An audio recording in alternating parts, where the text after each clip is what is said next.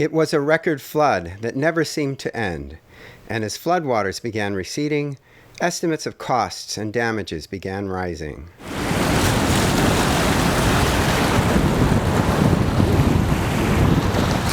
This year's flood was the second highest ever, shy of 1993's high water mark by 3.5 feet.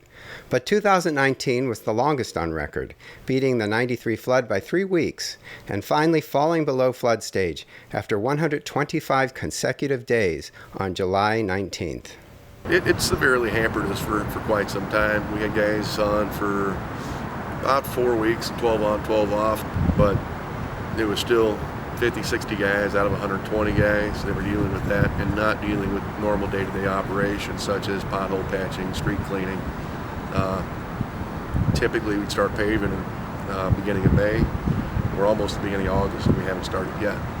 So it's really hampered us, but we're trying to find a way to pull back from that and get all our normal work taken care of also. 2 weeks ago, National Park staff were able to wash away the mud on the Gateway Arch steps and sidewalk with fire hoses. But despite closed streets and parking garages, the national attraction never closed. Keeping visitors from dangerous waters, though, was a problem. It is highly polluted and it needs, you need to stay out of it.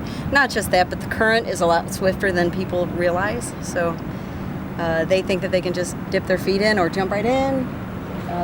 No, we don't recommend that. Logs, debris, and whirlpools still plague the waterfront, and the persistent floodwaters have also impacted riverboat companies, both commercial and tourism-based. Although the Tom Sawyer excursion boat was finally able to launch last Monday, the Becky Thatcher may not get underway until early August due to its lower horsepower. Meanwhile, the city is still cleaning up the post-flood mud. So for the last 2-3 weeks we've been down here trying to get all this mud cleaned up and just trying to get it pushed back into the river where it came from. Flood costs along the city's extended riverfront have yet to be tallied, but Flake estimated at least $1 million just for sandbagging and damages.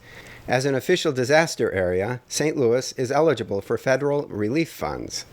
With 12 miles of levees and flood walls protecting downtown, the city depends on 38 floodgates to hold back the Mississippi River.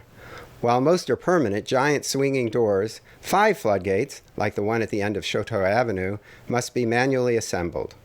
So yeah, this is the Chouteau floodgate. It went up approximately about 100 days ago. Over the last 5 years or so, we've had, I think, 4 of the top 10 floods in history. So this is becoming a common occurrence.